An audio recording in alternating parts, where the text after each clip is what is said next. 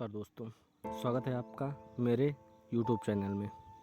और आज की ये कहानी होने वाली है हॉरर स्टोरी, जो अजय नाम के व्यक्ति के साथ घटी हुई घटना है।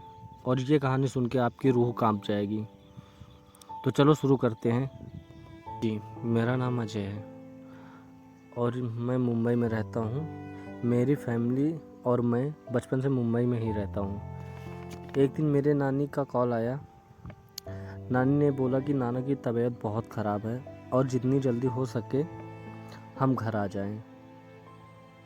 तो एक्चुअली ऐसा हुआ था कि हम लोग बचपन से ही मुंबई में रहते थे और मम्मी को आता है नानी का कॉल। तो नानी बोलती है कि देखिए, नाना की काफ़ी तबीयत ख़राब है और जल्दी से जल्दी हो सके तो आप लोग घर आ जाएं।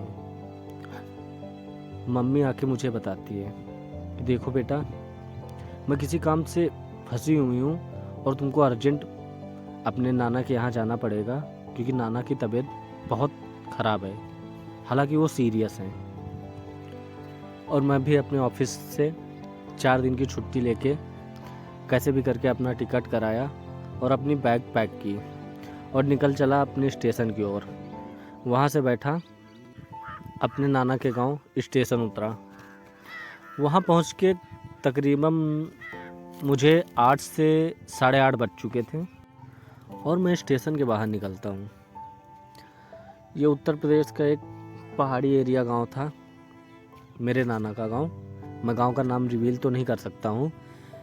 तो वहाँ से बस मिलना नामुमकिन सा हो चुका था, क्योंकि टाइम बहुत ज़्यादा हो चुका था। और मैंने भी पूछा तो पता चला कि एक 9:30 बजे की बस है जो मेरे नाना के गांव की तरफ जाती है। मैं भी वहाँ इंतज़ार किया और 9:30 बजे बस आई। रात के 9:30 बज के रहे थे और मुझे याद है ये एक काली अमावस की रात थी। मैं बस पे बैठा और अपने नाना के यहाँ की टिकट ली और वहाँ से बस चल पड़ी। 10:30 पौने 10 के बीच में अपने नाना के गांव उतर चुका था। मेरे नाना का घर वहाँ से 2 से 3 किलोमीटर दूर जाना था और मुझे वहाँ से पैदल ही जाना पड़ रहा था।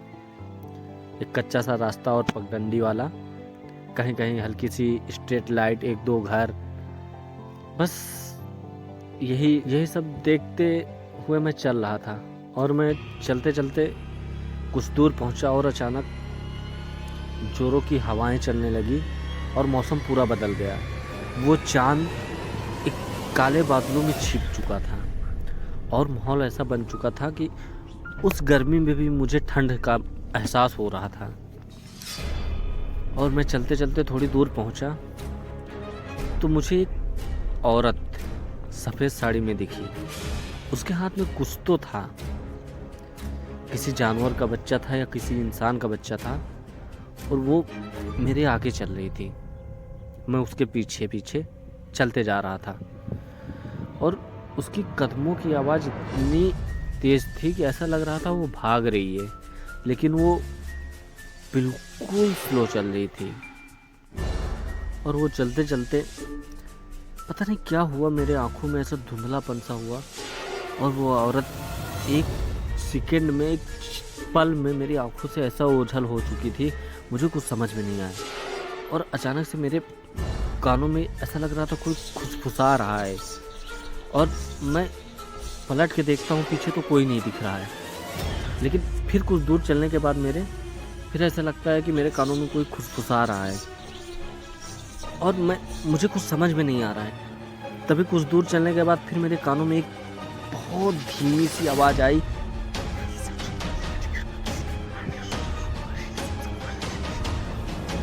मेरे साथ कई बार ऐसा हुआ तो मुझे ऐसा महसूस होने लगा कि कुछ तो हो रहा है। और फिर अचानक मेरे पीठ पे, मेरे कंधे पे एकदम ठंडा सा, एकदम सीलन भरा हाथ आया। ऐसा लगा कि मुझे किसी ने टच किया। मैंने पीछे पलट के देखा तो कोई नहीं।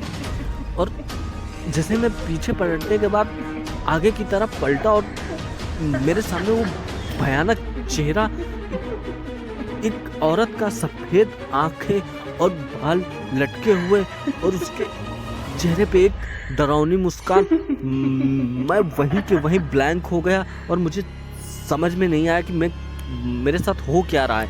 तभी अचानक मेरी आंखें बंद हुई और मैं फिर से देखता हूँ तो मेरे पीछे ना कोई है ना कोई मेरे आगे। मैं फिर भी सोचता हूँ ये शायद मेरा वहम हो सकता है और मैं आगे के लिए बढ़ने लगा। चलते चलते मेरे आगे वो औरत अचानक से आ गई और हवा में उड़ने लगी और मेरे तो होश ही उड़ गए। और मैं आवाज़ देना चाह रहा था, लोगों को पुकारना चाह रहा था, लेकिन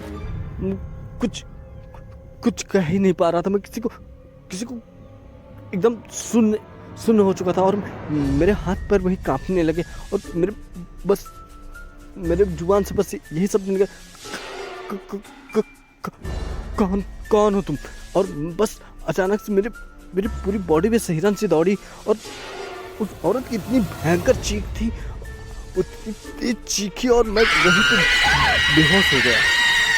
और जब मेरी नींद खुली तो मुझे कोई पुकार रहा था, अजय उठ, क्या हुआ अजय? वो मेरा बचपन का दोस्त अरुण था। उसने मुझे मेरे नाना के घर पहुंचाया और सारी बातें बताई मैंने सबको। फिर मेरे नानी ने बोला वो एक अमावस की रात थी बेटा, वहाँ डायनें घूमती हैं और उन्हीं में से किसी ने एक डायनें घूमती हैं और किसी ने तुझे अपना शिकार बनाने के लिए पूरी कोशिश की, लेकिन महिमा रही भोलेनाथ की जो तू आज सही सलामत घर पहुंचा है, वरना शायद तू यहाँ तक पहुँच नहीं पाता जिंदा। आज की कहानी यहीं ख़त्म करते हैं। दूसरी कहानी सुनने के लिए चैनल को सब्सक्राइब और लाइक और वीडियो को शेयर करें। फिर मिलते हैं, तब तक के लिए बाय। अपना ध्यान रखना।